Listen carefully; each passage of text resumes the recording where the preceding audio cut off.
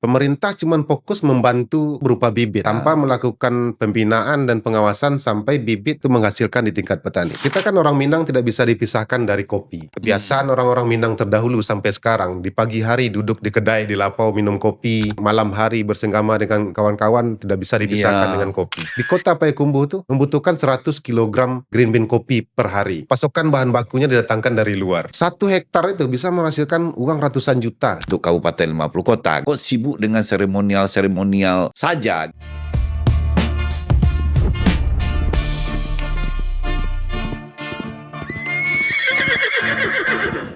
Assalamualaikum warahmatullahi wabarakatuh.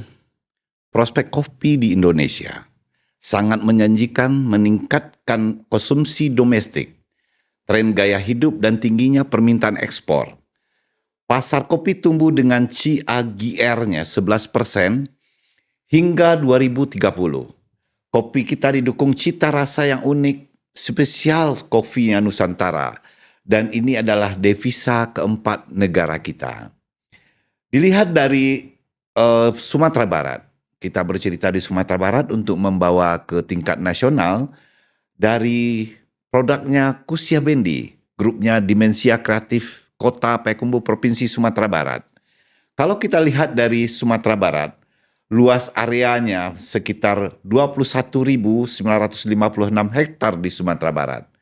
Kalau kita meruat lingkup yang lebih kecil, kita melihat daerah-daerah yang kecil di Sumatera Barat ini kota Payakumbuh sedikit. Hanya sekitar 10 hektaran, 30 hektaran, tapi tidak sampai segitu, 3,80 hektar. Kabupaten 50 Kota 144 hektar. Ini baru data yang kita dapatkan. Untuk itu, seorang petani kopi di Provinsi Sumatera Barat, khususnya di Kabupaten 50 Kota, kita menghadirkan saudara Henry Donald. Selamat siang Henry Donald. Selamat siang Pak Ujang. Gimana kabarnya hari ini, sehat? Alhamdulillah, seperti yang terlihat keadaan Alhamdulillah sehat-sehat saja. Ya, Pak Donald, ini kita melihat data yang ada. Ini di Sumatera Barat sebenarnya kopi Arabica, kopi Robusta itu sangat menjanjikan. Kita lihat di Kota Payakumbuh dan Kabupaten 50 Kota, kalau kita lihat dari kopi, pertumbuhan kopi ini kan, tumbuhnya kopi ini dari ketinggian 600 sampai dengan 1.200. Tapi Kota Payakumbuh dan Kabupaten 50 Kota itu udah di atas 600, 700, 800, 900 CPL dari data yang kita dapatkan. Bagaimana Pak Donald melihat ini pertumbuhan kopi ini khususnya di Kabupaten 50 Kota, Pak Donald? Ya, terima kasih banyak Pak Ujang sudah diundang ke kegiatan yang cukup bermanfaat ini. Assalamualaikum warahmatullahi wabarakatuh. Mungkin kita berbicara dulu tentang jenis kopi ya, Dajang. Secara umum kopi itu kan ada 3 jenis ya. Yang pertama jenis kopi Liberica, yang kedua jenis kopi Robusta, kemudian yang ketiga jenis kopi Arabica. Nah, masing-masing jenis kopi itu telah ditentukan oleh para ilmuwan tempat atau dataran di mana kopi itu cocok ditanam.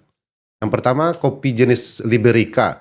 Liberica itu lebih dikenal dengan istilah kopi pesisiran. Oh, saya baru dengar nih. Apa Jadi, tadi? Liberica. Liberica. Liberica itu sendiri asalnya dari daerah Liberia. Oh, Liberia. Jadi, itu cocoknya ditanam dari 0 sampai 600 meter dari permukaan laut. Cuman dari segi pasar atau masyarakat kita, rasa dari Liberica itu sendiri masih tergolong aneh. Jadi peminatnya untuk di pasar, terutama kita di Sumatera Barat, kemudian mayoritas di Indonesia ini, kopi jenis Liberica itu masih kurang diminati karena memiliki rasa yang cukup aneh dan masih belum bisa diterima di tengah-tengah masyarakat. Kemudian yang kedua jenis kopi Robusta. Nah, Robusta itu sendiri cocoknya ditanam atau dianjurkan ditanam di ketinggian 400 sampai 1000 mdpl. Nah, Robusta ini adalah kopi kebanyakan. Kalau orang Minang sendiri menyebut dengan istilah kopi kawa. Jadi Robusta ini adalah salah satu. Jadi kopi kawa ini kopi Robusta ini sebenarnya. Kopi Robusta yang banyak dikenal di masyarakat. Nah, Robusta ini sendiri identik dengan rasa pahit. Makanya masyarakat kita pasar untuk jenis kopi yang paling banyak diminati itu adalah pasar jenis kopi Robusta.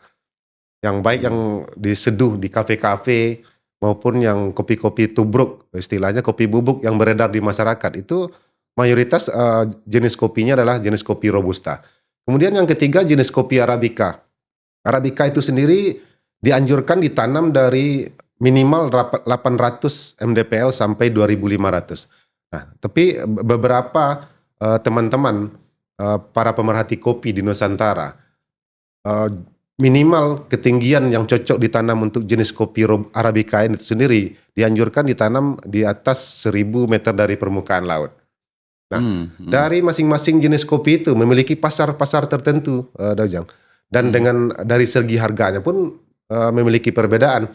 Robusta adalah kopi kebanyakan yang mayoritas 70% masyarakat kita di Nusantara ini rata-rata mengkonsumsi kopi jenis Robusta.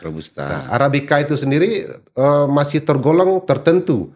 Golongan yang menikmati jenis kopi Arabica. Ya, karena dia rasa asam-asam dikit ya kan. Dia ada agak, kalau di tengah-tengah masyarakat rasanya masih tergolong aneh. Cuman kalau untuk para penikmat kopi sendiri justru banyak meminati kopi jenis Arabica. Nah, dari segi kesehatan, Dojang, Arabica itu adalah salah satu jenis kopi yang mengandung kadar kafein paling rendah. Nah, dari hasil analisa kami di lapangan, kenapa jenis kopi Robusta yang banyak diminati oleh masyarakat? Sebab Robusta adalah salah satu kopi yang jenis kafein, yang kadar kafeinnya paling tinggi. Nah, kafein itu kan sama kayak doping, Dojang.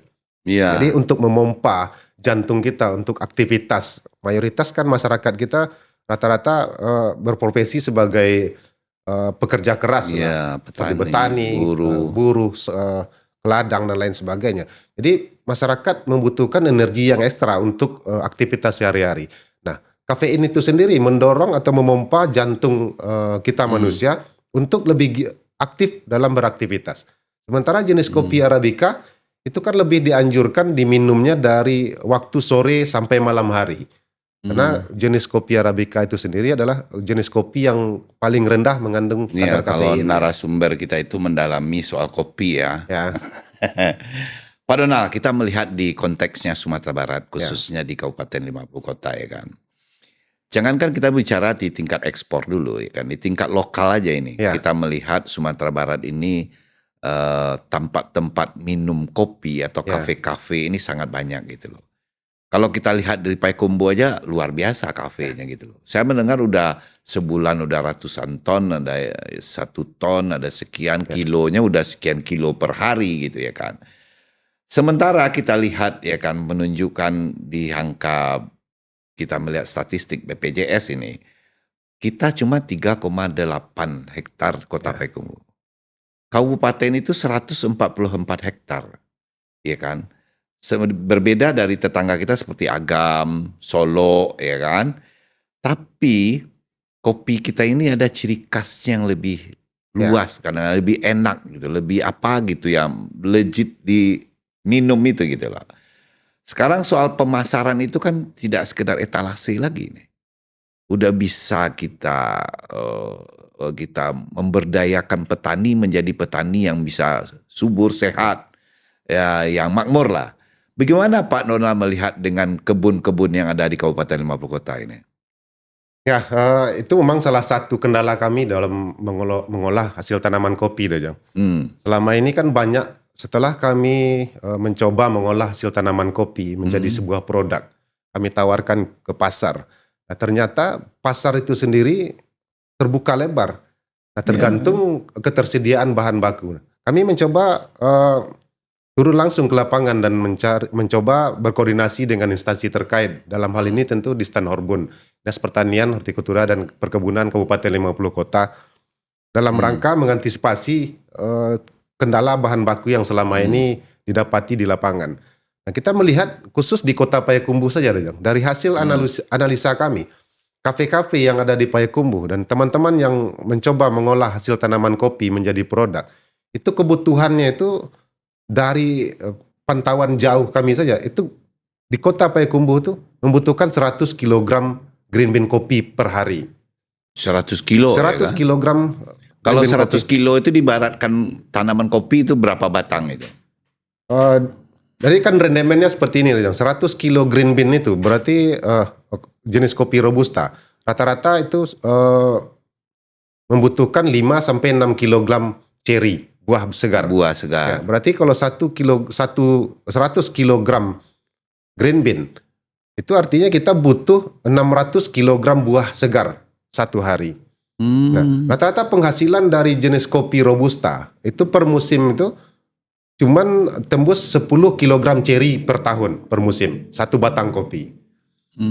Jadi sebetulnya kita masih menjadi salah satu pasar kopi dari daerah-daerah lain. Salah Jadi satu contoh. potensi sangat luar biasa Potensi itu ya. sangat luar biasa adanya. Sebetulnya untuk pasar kopi itu sendiri, kita kan orang Minang tidak bisa dipisahkan dari kopi. Kebiasaan orang-orang Minang terdahulu sampai sekarang, di pagi hari duduk di kedai, di lapau minum kopi, Ya. sampai malam hari bersenggama dengan kawan-kawan tidak bisa dipisahkan Ya. dengan kopi. Nah, kami pernah mencoba melakukan analisa sebelum kami membuat produk kopi.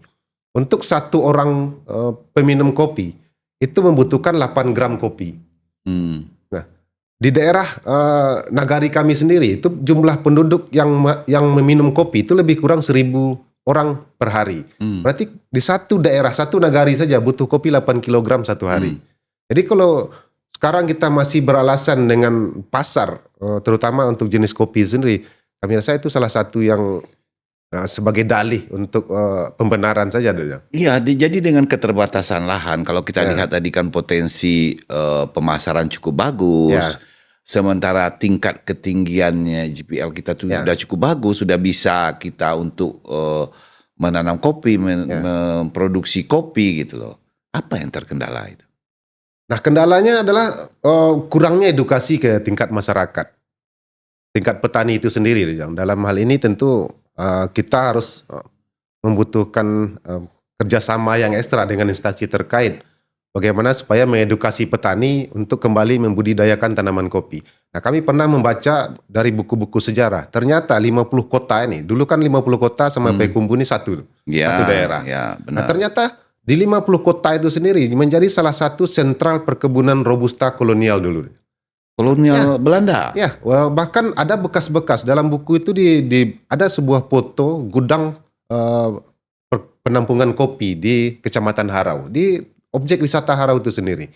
Jadi khusus kopi robusta sebetulnya dulu sebelum era modern seperti sekarang ini, di zaman kolonial sudah menjadi sentral perkebunan kopi jenis robusta. Di antaranya di sekitaran kaki Gunung Sago. Itu kami mendapati sejarah dari buku-buku kolonial itu bekas perkebunan kopi robusta. Kemudian daerah Hulu Air di Harau itu adalah sana ya. di Kelok 9 itu sentral perkebunan jenis kopi robusta.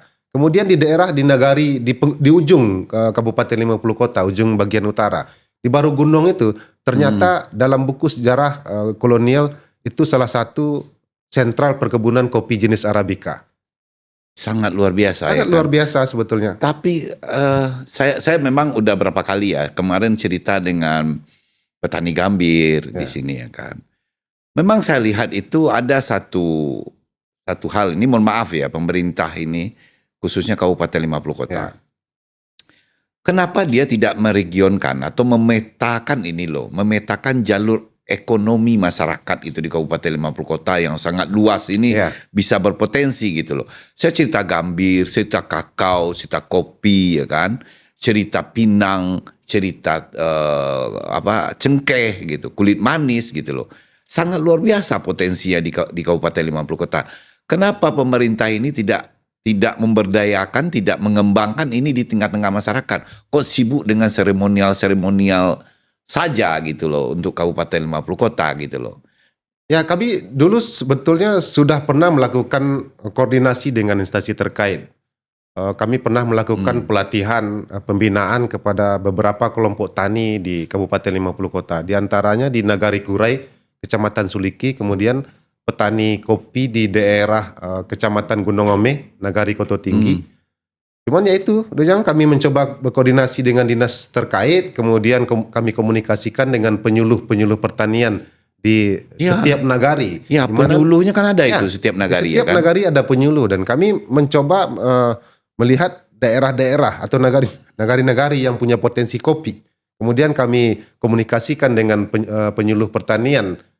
Tapi sayangnya itu sudah banyak bantuan-bantuan dari pemerintah ke tingkat petani berupa bibit kopi. Ya bibit rasa saya nggak susah lagi karena pemerintah pusat mendorong ini. Ya. Cuman bibit apapun tanaman unggul sekarang diberikan loh tahun-tahun sekarang ini loh. Ya. Cuman itu kendalanya. Kami sampaikan ke penyuluh pertanian bahkan ke para pejabat di Dinas Pertanian. Selama ini pemerintah ini cuma sekedar memberikan bantuan bibit ke petani tanpa melakukan pengawasan dan pembinaan sampai bibit tersebut menghasilkan di tingkat petani. Itu yang saya maksud. Itulah kendala. Seharusnya kan didorong ini ya kan. Kan ada PPL di tingkat nagari itu ya kan. Didorong dong petani-petani ini. Tetapi mungkin ada siklusnya lagi saya berpikir ini Donald. Sekarang kan masyarakat itu, ini mohon maaf ya, kadang-kadang kita ini membutuhkan tingkatan ekonomi yang tinggi. Ya kan. Sekarang ini ya kan. Kalau tanaman kopi ini kan termasuk tanaman tua, ya kan. Itu bagaimana pengelolaan kalau Donald bisa mengedukasi masyarakat, karena kopi ini sepengetahuan saya itu 1,5 tahun baru bisa menghasilkan. 1,5 tahun tentu nggak bisa dia ikat perut ya kan, karena butuh kehidupan, butuh makan, butuh anak sekolah, butuh bayar listrik, bayar air ya kan. Bagaimana cara pengelolaan yang benar itu dari samping itu masyarakat 1,5 tahun ini bisa juga menghasilkan, Donald? Ya, mungkin itu salah satu kendala di tingkat masyarakat. Kita tidak bisa memisahkan antara, dan itu tidak bisa kita pungkiri. Masyarakat kita membutuhkan kebutuhan sehari-hari, sementara kopi adalah salah satu jenis tanaman tua yang maksimal bisa menghasilkan, bisa menjadi penopang ekonomi itu umurnya 2,5 tahun. Tapi emang kopi dari mulai ditanam umur 8 bulan sudah mengeluarkan buah pertama. Bunga 8 pertama. Bulan sudah. 8 bulan sudah mengeluarkan bunga pertama. Di umur 1 tahun sudah mulai buahnya matang satu persatu, sudah mulai dipanen. Tapi memang maksimalnya bisa menjadi penopang ekonomi itu di umur 2,5 tahun. Nah sekarang kan lagi maraknya, Dejang, sistem penanaman kopi itu dengan cara mencontoh sistem petani di Brazil. Karena ada namanya sistem pagar. Brazil itu, ya? Di Brazil itu melakukan penanaman kopi itu dengan sistem pagar. Sistem pagar itu dengan jarak 1 meter kali 3 meter. Nah di saat kalau kita melakukan penanaman kopi dengan sistem pagar, itu kan tidak menutup kemungkinan di antara jarak kopi ke kopi yang jaraknya 3 meter, kita masih bisa berpeluang untuk melakukan penanaman tanaman muda. Seperti menanam cabai, menanam sayur-sayuran dan lain sebagainya. Jadi di saat kita mengolah tanah antara dari jarak kopi ke kopi, kita masih bisa memanfaatkan untuk jenis tanaman lain. Iya, 3 meter ya kan, 3 meter itu kan masih bisa itu ya kan. Nah kami mencoba 2 kali di tempat kami kan, kami mencoba melakukan tumpang sari dengan tanaman tembakau. Itu 2 kali panen tembakau, kopi sudah mulai kami panen. Jadi tembakau itu kan umurnya di lahan sekitar 70 hari. 70 sampai 3 bulan. 3 bulanan sampai lah. habis dipetik ya. Rentan waktunya kami cuma memakai waktu sekitar 1 tahun, 2 kali penanaman tembakau, dan alhamdulillah kopi sudah mulai dipetik buah matangnya. Jadi ada strategi itu ya, ada sebenarnya strategi. Kan? Tergantung pembinaan dari instansi terkait dengan narasumber yang cocok, menyampaikan edukasi ke tingkat petani kopi kita. Jadi petani kopi kita masih tidak tertutup kemungkinan masih bisa menanam tanaman lain dari kopi, selain dari tanaman kopi. Saya melihat loh, misalnya tanaman kopi ini, potensinya sangat luar biasa. Ya kan? Kalau sekarang aja di dalam kita di kota Payakumbuh aja udah 100, ya ini udah jadi nih 150, 170 sekilo, ada yang 200.000 1 kilo. Ini kan sangat luar biasa gitu loh. Jadi kalau bahan mentahnya itu mungkin saya perkirakan ada 80, ada 90 ya kan. 1 kilo ini ya kan. Ini kan sangat luar biasa potensinya. Tapi apakah Donald sepengetahuan di Kabupaten 50 kota, petani yang nggak mau atau bagaimana? Jadi memang tingkat edukasi ke tingkat petani itu Rejang, baik itu dari para pemerhati kopi maupun dari instansi terkait. Nah, kami kan mencoba melakukan edukasi ke beberapa petani di 50 kota dan Payakumbuh. Kami mencontohkan. Tunggu dulu, Donald. Sekarang kalau di Kabupaten 50 kota, Daerah-daerah mana aja yang sekarang ini yang penghasil kopi? Di 50 kota sekarang di daerah Situju, Limonagari, Kecamatan Situju, Limonagari itu Situju adalah salah Limonagari. satu sentral kopi di Kabupaten 50 kota. Kemudian di Kecamatan Harau daerah Hulu Air. Hulu Air itu salah satu tempat budidaya tanaman kopi di Landai. Itu banyak tanaman Di kopi. Luha. Ya.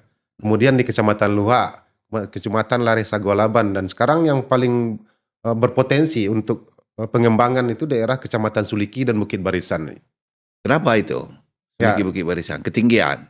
Dari segi ketinggian, dari segi lahan di daerah seputaran Bukit Barisan itu potensi untuk peningkatan atau pengembangan tanaman budidaya tanaman kopi itu kan luas. Masalahnya hutannya itu masih termasuk hutan rakyat dan hutan bukan hutan konservasi. Nah, kendala di Kecamatan Lare Sagualaban sampai ke Situju itu kan berbatasan langsung dengan hutan konservasi. Jadi untuk potensi peningkatan budidaya, pengembangan budidaya tanaman kopi itu terbatas. Nah, peluang yang cukup besar untuk peningkatan budidaya tanaman kopi itu memang kami lihat di sekitaran Kecamatan Harau sampai ke Kecamatan Bukit Barisan. Situ yang sangat potensi. Ya, potensi Tapi kopi. sepengetahuan lagi nih, masyarakat gimana tadi walaupun belum didorong oleh pemerintah, ya kan? Ya. Walaupun tidak ada edukasinya Ya. dulu, tapi ada kan petani-petani itu di sana? Ada. Di daerah Kecamatan Suliki seperti di Nagari Kurai itu kan bekas perkebunan lama. Di tahun 70-an masyarakat sudah menanam kopi. Kan dari cerita beberapa petani di situ. Di awal tahun 80-an sampai tahun 2000-an sebelum harga kopi anjlok. Itu tanaman kopi menjadi salah satu penopang perekonomian masyarakat untuk biaya pendidikan anak-anak mereka. Ya, jadi ini kan sangat luar biasa ya kan? Masalah kopi ini di daerah kita gitu Ya. loh kan, di Sumatera Barat, malah di Indonesia. Kalau kita lihat aja ini nomor 4 loh di dunia Indonesia, luas kita yang lebih meluas ini. Kalau di dunia nomor 1 itu negara apa itu? Brazil ya, nomor 1 penghasil kopi terbesar dunia itu kan Brazil. Brazil. Ya. Nomor Kan 2 negara kecil itu loh. Nah, Brazil cukup besar juga, cuman yang agak kecil, negara kecil penghasil kopi nomor 2 terbesar di dunia itu adalah Vietnam. Nah, Vietnam? kita tahu mungkin dibandingkan luas Pulau Sumatera dengan negara Vietnam lebih luas Sumatera mungkin. Tapi faktanya di lapangan Vietnam adalah salah satu negara nomor 2 penghasil kopi terbesar dunia. ya inilah terkadang Nal yang saya habis berpikir. Ya kan. Begitu banyak potensi-potensi yang ada. Seharusnya ya kan pemerintah ini ada brand-brand tersendiri. Iya. Misalnya di kaki ini daerah penghasil kopi ada brandnya, dia bikin namanya. Penghasil gambir dibikin brandnya di Kabupaten Maluku. Penghasil kakao coklat itu dikasih brandnya di Kabupaten Maluku. Ini mungkin bergeliat gini loh. Ini keuangan masyarakat ini sangat luar biasa. Kenapa ini? Kadang-kadang saya sedih ya nggak dilirik oleh pemerintah secara dilirik ada ini, Ya. tapi secara serius itu tidak kelihatan bagi saya dari periode ke periode pemimpin lah gitu loh. Kenapa itu Nal yang terjadi itu? Ya mungkin seperti yang kita ceritakan tadi, Dajang. Pemerintah cuma fokus membantu masyarakat itu berupa bibit. Ya. Tanpa melakukan pembinaan dan pengawasan sampai bibit yang dibantu oleh pemerintah itu menghasilkan di tingkat petani. Kita ambil salah satu contoh di salah satu daerah di Provinsi Lampung. Di situ pemerintah daerah kabupatennya itu sendiri membuat demplot tanaman kopi. Merubah cara masyarakat yang selama ini menanam dengan cara konvensional. Beralih ke sistem pagar sebagaimana yang dilakukan oleh para petani Brazil. Pemerintah daerah tersebut membuat demplot lebih kurang lahannya 1,5 hektar. Jadi setelah kopi itu menghasilkan, otomatis masyarakat tergiur dengan penghasilan yang telah dilakukan oleh pemerintah daerah melalui instansi terkait. Ya, Kalau masyarakat kita ini kan sama kayak memandikan kuda. Kalau kita mau memandikan kuda, kita yang dulu terjun ke dalam air, baru kudanya. Jadi rata-rata masyarakat kita, dia akan mau melakukan sebuah kegiatan.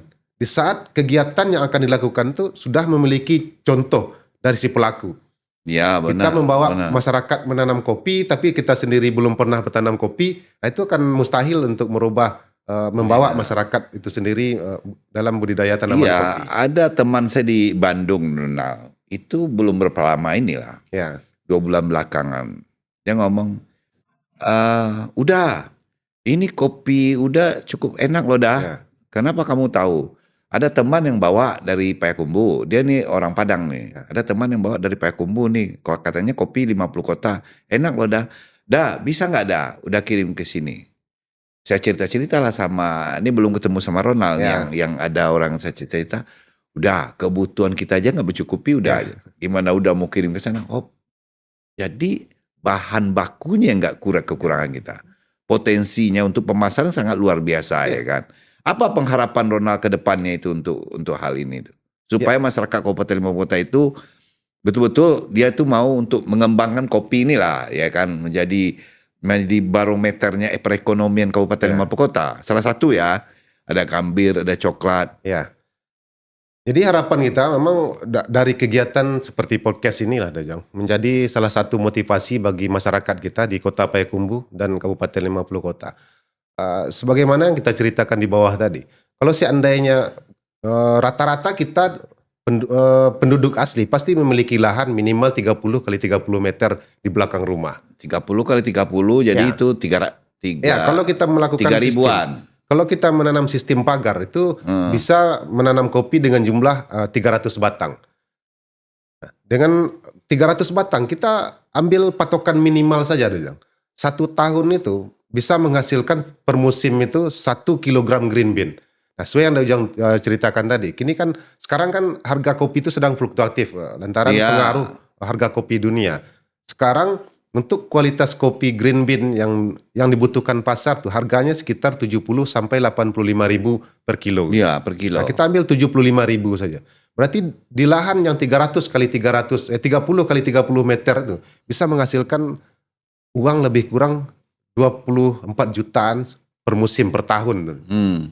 Kalau kita betul-betul bisa memaksimalkan lahan. Nah, disitulah Di samping dia tumpang tindih ya, ada tanaman.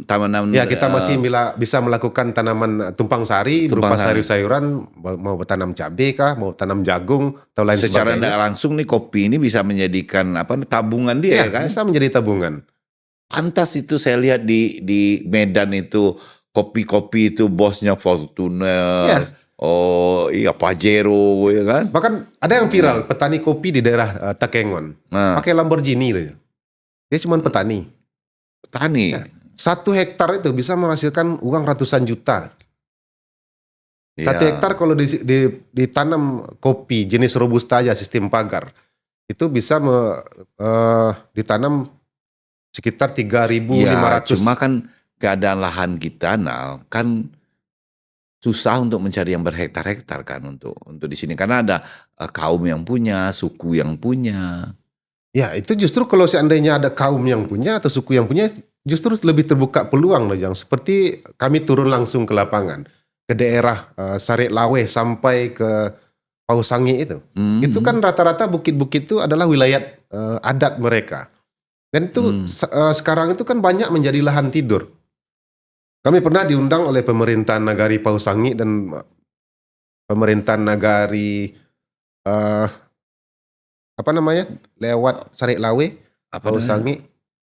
Oh, apa ya ada Pausangi terus ke atas itu. Yang Saya sebelum lupa lagi. Habis Sarik Lawe sebelum Suayan. Kami pernah diundang di situ.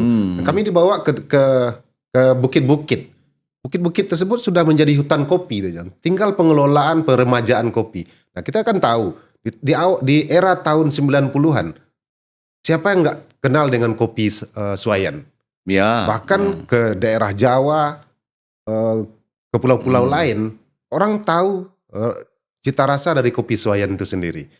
Dulu kan bekas perkebunan rakyat.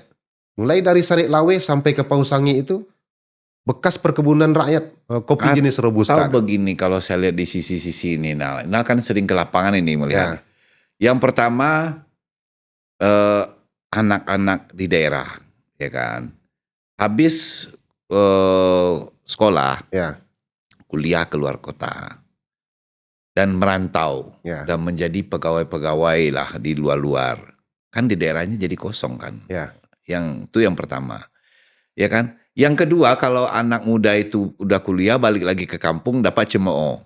Panik-panik orang gaiknya menguliahkan akhirnya bukan jadi petani di kampung.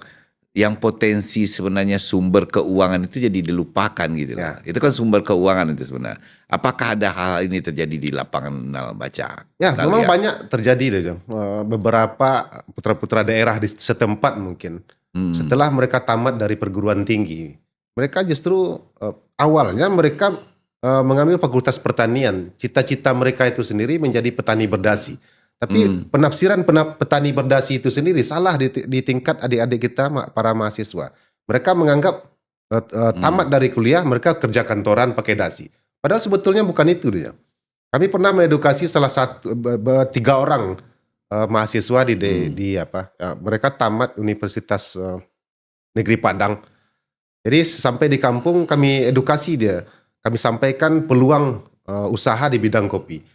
Nah, di saat kami mengedukasi, menyampaikan pengalaman-pengalaman di lapangan, justru mereka tertarik untuk mengolah hasil tanaman kopi. Kami sampaikan kalau kita sendiri yang punya kebun. Bahkan 3 kali kami ajarkan merosting kopi di gudang para adik-adik kita mahasiswa yang baru tamat kuliah. Jadi sekarang justru mereka lebih berterima kasih dengan adanya pembinaan yang kami lakukan langsung. Kami berikan pelajaran. Kita yang punya kebun kopinya, kita yang menjadi prosesornya, kita yang menjadi roasterinya, bahkan kita menjual produk kopi itu sendiri, jauh lebih meningkatkan hasil perekonomian dari sektor perkebunan kopi itu sendiri. Dan alhamdulillah sebetulnya cuma trik kita untuk memberikan edukasi ke adik-adik kita yang baru tamatan perguruan tinggi. Iya. Memang banyak di lapangan ditemukan seperti itu loh, Jang. Mereka gengsi lantaran mereka sarjana, sarjana, untuk terjun langsung. Panik ama nyonggolan, mama mau kuliah kan kira ujung-ujungnya di petaninya. Kan bahasa itu sebenarnya. Tapi justru banyak para mahasiswa yang melakukan penelitian terkait kopi ke tempat kami mengolah kopi loh, Jang. Salah satunya mungkin di Politeknik Payakumbuh, kemudian dari Universitas Andalas, Universitas UPI Padang, UNP. Bahkan UIN sendiri pernah melakukan penelitian tentang kopi ke tempat kami mengolah kopi. Jadi potensi untuk perekonomian terutama para generasi muda yang sekarang ini kalau masih ada yang mengatakan terkendala dengan pemasaran, sementara dari kajian yang Ujang sampaikan, Kota Payakumbuh sendiri adalah salah satu pasar kopi yang cukup besar cukup besar. Habis itu rata-rata adik kita sudah memiliki gadget. Dan di gadget ini kalau kita masih mengatakan terkendala dengan pemasaran, itu saya rasa bukan salah satu jawaban. Tapi tadi saya udah ketemukan itu loh teman saya kan minta kirim kopi dari Kabupaten 50 kota. Saya tanya-tanya nggak ada yang mampu gitu loh. Ya kan? Artinya peluang dan kesempatan itu besar. Atau pola bercocok tanam ini agak ribet atau gimana gitu loh. Ya kan, coba lihat ada gak ribet nggak pola bercocok tanam, misalnya gini ya, kalau kasus climate change-nya membuat pola panen tidak menentu misalnya kan, bagaimana menjaga konsistensi profil rasa, kadang-kadang bodinya tuh kental, macam-macam, keasamannya rendah yang menjadi ciri khas Sumatera Barat agak stabil di mata pembeli ini kan. Pola bercocok tanamnya coba simulasikan dari hasilnya itu. Ribet nggak kira-kira gitu loh. Kalau dari pengalaman kami di lapangan, justru ini membantu terkait climate change yang Ujang sampaikan. Ya ini kan, tapi mohon maaf dulu sebelum kita lanjut. Kadang-kadang ada bahasa-bahasa kita loh, orang awak kok sih. Kalau kerajo aja makan ringe, kalau makan baru makan ringe, kan gitu. Apakah ada demikian itu kerja-kerja di lapangan? Jadi sebetulnya tanaman kopi itu sendiri salah satu tanaman yang paling praktis ditanam di lahan aja. Tidak butuh perhatian yang cukup ekstra seperti tanaman-tanaman lain. Kopi siap ditanam, kemudian dirawat. Kita bisa melakukan penanaman tanaman tumpang sari seperti tanaman-tanaman muda. Otomatis di saat kita mengolah lahan menjadi tanaman muda di sela-sela tanaman kopi itu sendiri, otomatis kopi sudah secara tidak langsung kita sudah melakukan pemeliharaan. Jadi kopi itu sendiri paling mudah, salah satu jenis tanaman yang paling mudah tumbuh. Jadi nggak perlu ekstra-ekstra itu? Nggak perlu ekstra untuk perhatian kopi. Khusus jenis Robusta, diambil rantingnya, ditancapkan di tanah, kalau musim hujan tumbuh. Itu? Ya. Batang kopi itu? Batang kopi, dahan kopi itu diambil yang sebesar ini, ditancapkan di tanah, di saat musim hujan tumbuh. Tumbuh paling itu? Mudah. Di stake Jadi paling sebenarnya memang harus ada edukasi ke masyarakat ya ya edukasi kan? ke masyarakat. Karena kalau tadi Nal ngomongin tadi itu ada di negara lain itu orang itu pola tanam pagar ya Iya, kan? Artinya di pagar artinya menjadikan pembatas tanah iya, ya kan. Terus di tengah-tengahnya kita jadikan batas lagi tanaman A, tanaman B kita iya, batas di itu. Itu udah ke depannya udah menghasilkan ini iya, kopi ya kan? Tanpa disadari oleh petani itu sendiri ya iya. kan? Jadi Ya memang kan? itu. Jadi itulah salah satu tugas kita bersama-sama mungkin Ojang. Mudah-mudahan podcast ini dilihat oleh bapak-bapak kita yang memiliki Hmm. kebijakan Hmm. supaya lebih betul-betul memperhatikan salah satu perkebunan di Kabupaten 50 Kota dan Kota Payakumbuh. Kota Payakumbuh Hmm. kita tahu di daerah Ngalau, bukit-bukit di Ngalau Indah itu Ojang. Itu kan termasuk kawasan hijau. Hmm. Nah, potensi untuk meningkatkan budidaya tanaman kopi. Tanaman kopi ini adalah salah satu tanaman yang menghasilkan oksigen tinggi, Dajang. Jadi Hmm. climate change yang Dajang sampaikan tadi, itu bisa Hmm. membantu menstabilkan udara panas global. Sekarang itu bisa diantisipasi dengan tanaman kopi. Jadi manfaat dari tanaman kopi di samping bisa meningkatkan perekonomian masyarakat, membantu masyarakat Hmm. kita dalam mengatasi uh, panas global yang sekarang ini. Sebab tanaman kopi adalah salah satu tanaman yang cukup tinggi menghasilkan oksigen. Iya. Jadi begini nah, satu sisi kalau misalnya petani itu misalnya menukar tempat pertanian tadi itu Ya. diganti lah. Misalnya ini tanam kakao atau tanaman yang lain diganti dengan tanaman kopi. Tapi kalau Nal berbicara tadi misalnya di daerah-daerah hutan Ya. gitu ya kan. Itu kan masuk kepada isu internasional ya kan. Yang hangat tingkat dunia ini ya kan. Eropa sekarang sedang memperketat pintu masuk untuk itu gitu loh. Ada yang komunitas-komunitas dianggap merusak hutan. Ya. Lewat regulasinya itu, dan ini banyak di Indonesia loh dihambat gitu loh. Tapi di tempat-tempat yang itu pun sebenarnya bisa dilakukan oleh masyarakat Ya. gitu kan, nggak termasuk dengan hutan sendiri ya kan. Ya, eksploitasi itu sendiri kita pahami dulu, Dajang. Di saat kita melakukan alih fungsi Ya, alih dari fungsi hutan lahan. rakyat menjadi perkebunan kopi, itu kan bukan eksploitasi. Yang dimaksud dengan eksploitasi adalah kita membabat hutan itu sendiri langsung sekaligus. Kemudian kita membuat bangunan-bangunan atau tempat-tempat yang tidak membuat lahan itu berfungsi kembali untuk menghasilkan oksigen, bahkan untuk mengantisipasi terjadinya erosi di dataran-dataran tinggi. Nah, kita lihat di daerah Aceh sendiri, itu bukit-bukit atau bahkan gunung-gunung itu dialihfungsikan dari hutan rakyat menjadi perkebunan kopi, dan itu kan tidak pernah menjadi masalah. Iya, ini sama-sama tanaman tua Ya, ya kan. sama-sama tanaman tua dan fungsinya untuk menghasilkan oksigen di tengah-tengah masyarakat cukup tinggi juga. Jadi walaupun ada hal ini akan terjadi, sebenarnya kalau ada misalnya dari aparatur lah, pemerintahan lah, takut dia hal-hal yang seperti ini, nggak juga ya kan. Kita ambil contoh aja deh, Jang. Solok Rajo. KSP Solok Rajo itu mencoba menjalin kerjasama dengan Dinas Kehutanan Provinsi untuk mengolah hutan lindung. Itu seluas lebih kurang kalau kami nggak salah 120 hektar untuk dialihfungsikan menjadi tanaman kopi. Diizinkan, kecuali hutan konservasi. Kalau konservasi kita kan berurusan langsung dengan BKSDA, Balai Konservasi. Ya, Tapi kalau masih statusnya hutan rakyat atau hutan lindung, itu masih bisa dikelola untuk menjadi perkebunan dengan catatan kita tidak merusak apa yang ada di situ.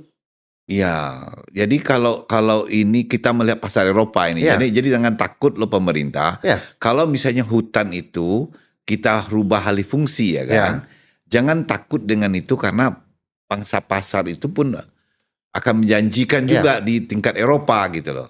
Apalagi di tingkat lokal aja nggak terpenuhi gitu. Jangan takut diblokir Eropa kita ya kan. Ngapain harus takut kita diblokir Eropa ya kan. Jadi dari luas lahan kita yang kecil ini karena lebih mudah diawasi dibandingkan lahan luas yang sulit dikontrol gitu kan. Luas-luas kita kan nggak itu. Tapi dengan luas pun yang kecil sekarang, luas pun yang besar sekarang di Kabupaten 50 Kota tidak terdorong gitu. Ya. Kalau Ronald sebagai pelaku kopi ini, kebun kopi ini, himbauan untuk stakeholder ini apa bagi Ronald? Ya, mungkin itu salah satunya, Jang. Untuk mengedukasi para petani untuk kembali membudidayakan tanaman kopi, tentu tidak terlepas dari campur tangan dari pemerintah. Nah, Ya. program-program pemerintah jangan seperti yang sudah-sudah. Kita hanya sekedar membantu dalam kegiatan sebuah program. Habis program itu selesai, kita tinggalkan para petani. Tugas dari pemerintah ini adalah untuk melakukan pengawasan dan pembinaan sampai masyarakat itu betul-betul menikmati apa yang telah dibantu oleh pemerintah. Nah, kebetulan kami dihubungi oleh Kadis Pertanian Kabupaten 50 Kota karena kabarnya Kabupaten 50 Kota akan dibantu bibit oleh Kementan jenis kopi Iya. Robusta dan Arabica yang cukup banyak. Nah, kami sampaikan ke Pak Kadis, kalau memang masyarakat, para petani kopi dibantu bibit kopi Pak Kadis. Nah, trik yang selama ini kita lakukan kita robah. Kita betul-betul maksimal melakukan membantu bukan hanya sekedar membantu bibit, tapi kita lakukan pengawasan oleh penyuluh-penyuluh di masing-masing Iya. nagari. Kemudian melakukan pembinaan. Karena mayoritas petani kita ini kan petani tradisional aja. Iya. Keinginannya ditanam, tunggu sampai berbuah. Tapi kalau secara teknologi sekarang, perlakuan di lahan itu butuh pembinaan dari instansi terkait. Nah, itulah tugas kita bersama-sama. Mungkin kami yang sudah melakukan kegiatan di kebun sampai mengolah hasil tanaman kopi, insya Allah kami siap berkolaborasi Iya. dengan instansi terkait Iya. untuk melakukan pembinaan di tingkat petani kita. Iya. Cuma kan ini yang saya bilang tadi, Nal. Kalaupun ada misalnya kita pembinaan dan pengembangan gitu. Tapi sumber daya manusianya yang kurang sekarang di daerah-daerah. Sebetulnya sumber daya manusia kita cukup banyak, Rajang. Bahkan banyak sarjana-sarjana pertanian. Di Cuman kan daerah-daerah itu, daerah-daerah terpencil itu. di daerah terpencil seperti di Kecamatan Suliki, Bukit Barisan, dan Gunung Ome, banyak putra-putra daerah di setempat yang tamatan-tamatan Fakultas Pertanian dari universitas-universitas terkenal di Sumatera Barat, bahkan di Nusantara ini. Lebih bagus diarahkan ke tanaman kopi ya kan. Ya. Sekarang pun, karena saya mendengar tahun sekarang ini, jangankan kopi, bibit-bibit yang lain diberikan oleh pemerintah sekarang. Kan udah ada kemudahan gitu kan. Tinggal kemauan lagi nih. Tinggal mengedukasi ya kan. Ya kalau kita lihat nih Ronald. Melihat di Kota Payakumbuh ya kan. Dilihat di Kota Payakumbuh tadi. Sepengetahuan Ronald tadi itu, kalau kita jalan-jalan di sudut Kota Payakumbuh malam, kedai kopi yang banyak, sampai Kabupaten 50 Kota itu juga banyak gitu ya kan. Membawa gaya hidup baru, tapi saya penasaran apakah gemerlapnya kafe sampai ke kantong para petani kita ini ya kan. Ya kan dia duduk di situ tuh udah kalau udah menghasilkan kopi mungkin pada duduk-duduk di kafe ya kan. Kan gitu Ronaldnya. Jadi sepengetahuan Ronald, berapa sih kebutuhan lokal kita aja Kabupaten 50 Kota dengan Payakumbuh? Ya, dari kafe yang menjamur saja, Rajang, itu kami perkirakan Ini dari Kabupaten 50 Kota Payakumbuh lah kita satukan ini. Kalau Nal baca, Nal cermati di lapangan kebutuhan kopi dia saja gitu. Kebutuhan kopi itu ya dari Payakumbuh lebih kurang 150 kg satu hari. 150 gram satu Itu dari hari. kafe baru dulu ya. Belum konsumsi masyarakat di kampung-kampung. Iya, belum. Ini warung-warung, ini kan warung-warung. Iya. Terus menjaga kualitas. Kata orang ada kopi ini dicampur-campur. Memang ada itu. Nah, kalau untuk kualitas kopi yang dipasarkan ke kopi shop atau kafe-kafe, itu memang kopinya 100% murni. Nah, cuman ada pengolahan khusus mulai dari pasca panen sampai kopi menjadi green bean. Itu proses penjemuran kopi di tempat penjemuran itu ada tingkatan-tingkatan tertentu. Seperti jenis kopi Arabica, ada prosesnya namanya full wash, ada semi wash, ada honey, ada natural anaerob, wine dan lain sebagainya. Nah, itulah yang menjadi cita rasa kopi dari Sumatera Barat ini memiliki cita rasa khusus. Tergantung prosesor yang melakukan perlakuan di tempat penjemuran. Sebelum dijemur, kopi pasca panen itu ada perlakuan khusus. Iya, saya kan ada juga nih, kadang-kadang saya suka kopi juga sekarang agak berkurang ya, tapi kadang-kadang minum kopi, kadang-kadang kopi yang ada sekarang pun di Payakumbuh ini aneh loh rasanya gitu loh. Enggak cocok dengan selera saya. Itu apakah kopi lokalan kita, apakah kopi di luar gitu ya kan? Nah, nggak cocok itu, tapi itulah. Tapi memang saya tanya, gimana ini? Ya udah kebutuhan kopi kita nggak mencukupi, dah kopi kosong. Ya, mayoritas untuk di kafe-kafe Payakumbuh sendiri, teman-teman yang mengolah hasil kopi sendiri itu rata-rata pasokan bahan bakunya didatangkan dari luar. Salah satu penyebabnya ya terkendala bahan baku kopi lokal itu sendiri. Tapi kami tetap khusus kami yang mengelola kopi. Di saat kopi langka kemarin, kami stop mengelola hasil tanaman kopi. Sebab di saat kami mencoba mendatangkan bahan baku dari luar, memang cita rasanya jauh berbeda. Akhirnya akan merusak cita rasa brand kopi kami sendiri. Makanya hampir 1 tahun kemarin kami cuman mengolah kopi khusus untuk diminum di tempat di gudang kopi kami. Tidak mengisi langganan yang biasa ini kita isi. Karena dari hasil percobaan kami coba pasok kopi bahan baku dari luar, itu cita rasanya jauh berbeda. Memang. Jadi memang betul-betul langka ya kopi kita ini ya kan. Betul-betul potensi sangat luar biasa ini loh, Ronald. Nah, sekarang kopi ini misalnya ini ke depannya kalau teredukasi nih masyarakat Kabupaten 50 Kota, tantangan ke depannya nih kan. Kenapa orang kopi-kopi misalnya kopi-kopi yang ternama itu bisa membooming deh itu? Bagaimana polarisasi orang itu? Sekarang kan katanya kopi si A ini malas ngomonginnya ya. Ini kopi dari daerah sini enak, provinsi ini enak. Saya coba nggak cocok gitu loh. Ya kan? Kalau Sumatera Barat ini kita orang perantau ini, perantau Minang ini bersebaran di mana-mana, bertebaran di mana-mana. Mungkin dia boomingan kopi kita ini aja udah luar biasa kopi Sumatera Barat ya kan. Tapi kenapa kopi orang-orang itu yang cepat booming itu?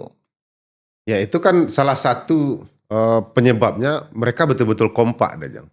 Kemudian mereka siap dengan bahan baku sebelum mereka mempromosikan kopinya. Nah, di saat kita mempromosikan produk kita, khusus di Kabupaten 50 Kota dan Kota Payakumbuh, kopi lokal kita coba promosikan di saat orang sudah menikmati kopi kita, tahu dengan rasa kopi kita, tapi di saat ada permintaan dari luar, kita mau bilang apa, Dajang? Bahan baku itu salah satu tugas dari kita bersama-sama. Dan memang setelah kita coba bandingkan, bahkan kita lihat dari sejarah lama. Justru kopi Takengon yang terkenal mendunia itu, ternyata Dajang, dari sebuah catatan Belanda yang namanya judul catatan tersebut Colonial Verslag. Di tahun 1908, itu uji coba penanaman kopi jenis Arabica di Takengon itu. Bibitnya didatangkan dari Sumatera Barat. Itu catatan Belanda. Jadi ternyata kopi Arabica yang di Takengon itu asal bibitnya didatangkan dari Sumatera Barat. Kalau dalam tulisan itu namanya dalam bahasa Belanda Padangske Bovenlanden. Ya. Itu daerah Dare di Sumatera Barat. Iya, jadi orang memanajemen ini yang bagus sebenarnya, memviralkan kopi-kopi luar itu sebenarnya. Ya, bahkan dalam catatan sejarah itu. Ini nggak bisa dipungkiri ini karena ini catatan sejarah ini. Gitu. Ya, membuktikan kalau ternyata orang Minang ini sudah lebih dahulu membudidayakan kopi dan sudah terbiasa mengkonsumsi kopi. Ditemukan dalam catatan salah satu catatan sejarah di awal abad ke-18 itu. Ternyata orang Minang sudah mengkonsumsi kopi. Bahkan di tahun 1790, kapal berbendera Amerika berlabuh di Teluk Bayur, di Padang. Pertama sekali mengangkut bahan kopi untuk diekspor ke Eropa dan Amerika. Sebetulnya orang-orang terdahulu sudah melakukan budidaya tanaman kopi, tapi lantaran terkendala anjloknya harga kopi dulu. Mungkin Dajang pernah melihat lah di belakang rumah kita masing-masing, baik itu di Payakumbuh maupun di 50 Kota, pasti ada tanaman kopi. Ada dulu saya punya walaupun sekarang di tengah-tengah pusat keramaian Kota Payakumbuh itu dulu rumah saya di Labu Baru itu di belakangnya ada batang kopi gitu loh. Itu menandakan kami ngambil kopi itu sana kami ambil kami mut dulu kopi itu waktu kecil-kecil dulu. Itu menandakan orang-orang tua kita terdahulu sudah melakukan budidaya tanaman kopi, tapi kan faktor harga saat itu anjlok sampai di angka 6.000 per kilo green bean. Nah, itulah salah satu penyebab kopi ditinggalkan. Kemudian tanaman kopi dialihfungsikan menjadi tanaman kakao, yang mana pada waktu itu kakao di awal tahun 2000-an, kakao kan cukup menjanjikan harganya waktu itu. Ya. Sosialisasi dari instansi terkait menyatakan kalau harga kakao dunia, seandainya seluruh Indonesia ini ditanam kakao, tidak akan mempengaruhi harga kakao dunia. Tapi kenyataannya di saat masyarakat kita sudah menanam kakao, banyak menanam kakao, akhirnya anjlok harganya. Iya, itu itulah. Kan? Nah, kopi adalah salah satu komoditi yang pasarnya termasuk kebutuhan lokal. Jadi kita tidak perlu memikirkan, selama ini kan banyak tanaman-tanaman seperti Dojang sampaikan. Di samping Ronald ceritakan tadi itu ya kan, lahan-lahan kopi ini dialih fungsikan juga banyak ya kan. Ya banyak ya kan. Karena dianggap kurang menjanjikan secara ekonomi apa yang diceritakan tadi ya kan. Dibandingkan komoditas lain. Sebagai pembisnis yang Ronald geluti di dunia kopi ini, apa inovasi yang Ronald lakukan agar perkebunan kopi kembali menjadi profesi yang prestisius dan menguntungkan bagi anak-anak muda di Kabupaten Limau Kota dan Payakumbuh? Nah, inovasi itu sendiri, Dojang, kami mencoba melakukan beberapa inovasi, baik itu trik di tata cara budidaya di tanaman di kebun itu sendiri, sampai trik-trik yang kami lakukan, inovasi yang kami lakukan mengolah hasil tanaman kopi kami itu sendiri. Yang terakhirnya kan kami mengeluarkan produk kopi.